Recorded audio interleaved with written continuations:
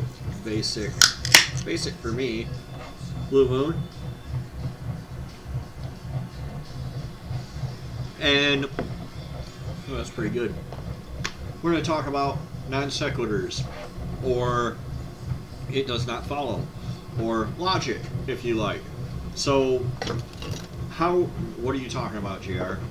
Why are you, show me all that shit. Show me what all I need to swap my El Camino and go. It's not right now.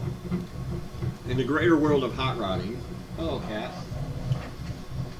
In the greater world of hot rodding, we often see people basically saying that if some cheap work ain't good, good work ain't cheap, or buy once, cry once, or any variety of that, right? And that is literally a logical fallacy known as a non sequitur, which means it does not follow.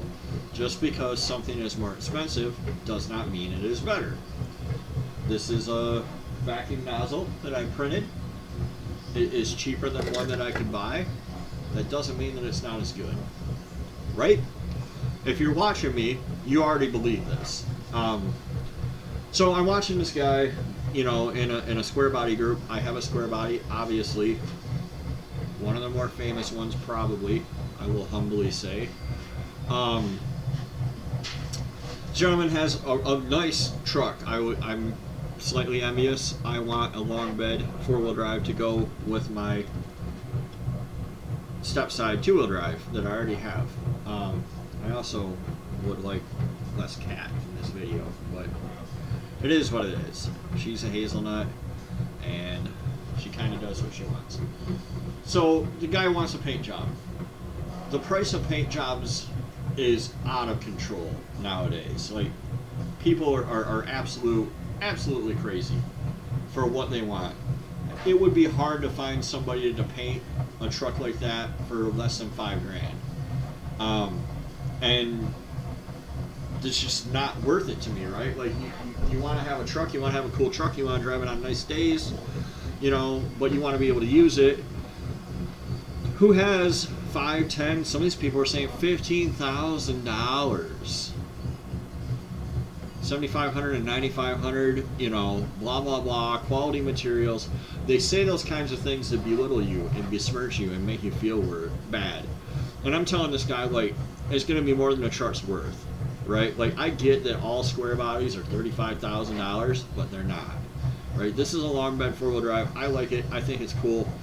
It's not worth a $10,000 paint job. I guess that's up to this person, right? But I would hate to see this thing stay in the garage because he can't get a $10,000 paint job done. He'd take a 401k loan out or some nonsense to do it. And so I told the guy, like, you can paint this at home, and you guys have seen me paint things at home. Here's Daryl with his right fender and door that actually belongs on him. Painting this in the driveway. Daryl looks good when he has all his normal stuff on. This is a K2500 that I painted with Rust-Oleum in the driveway.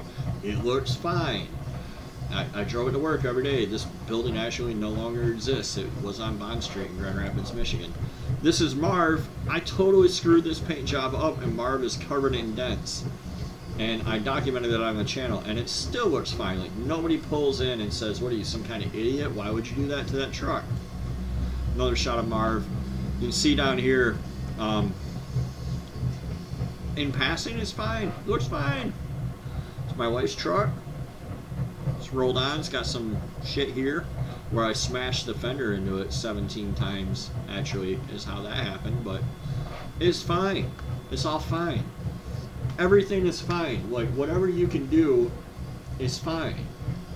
It's kind of like communism. Like, from each according to his ability. So, if you don't have $10,000 for a paint job, don't sweat it. It doesn't mean that you have to, like, roll house paint on it and be like, yay, yay. You can still do a nice thing. Like, maybe you can't have a blown 632.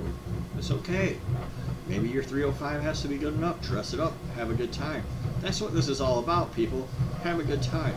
Have fun. Enjoy yourself. Enjoy your time. If you enjoy spending $10,000 on a paint job for a $7,500 truck, I guess that's your business. But if you don't let people get you down and tell you it's not good enough. Like, I don't care. If this was my truck, I wouldn't care if it was just a 305. I wouldn't care if I painted it in my driveway. I wouldn't care if somebody said it's not proper and I didn't use the proper materials and everything. I wouldn't care about any of that. I wouldn't let any of that take away from my joy in enjoying my project. And I don't want you guys to do that either. So, you know, do a little bit every day. Do what you can. Have a good time and enjoy. And I'll be bringing you guys some more Toyota videos and stuff shortly. I'm busy, actually. So I thank you for watching and having a beer with me. And we'll see you next time on The Driveway Engineer. See you guys.